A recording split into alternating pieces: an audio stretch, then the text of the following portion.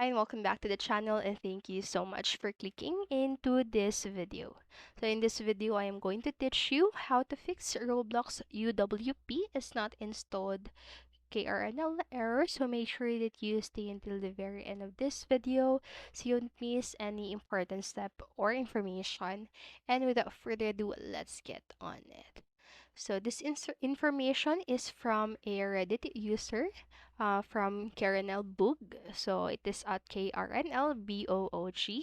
So I'm just going to share it to you. So it says right here that the UWP apps are applications that operate from the Microsoft Store. So to fix this, simply open your Microsoft Store and search for Roblox and then install it and then relaunch your KRNL. So to use the UWP version of Roblox, simply search it from the Microsoft Store after it is installed and click the play button.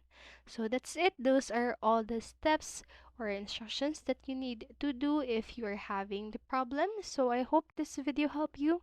And if it did, please make sure to like, subscribe, and hit notification bell button so you don't miss a video. Thank you so much for watching and have a great day. Bye bye.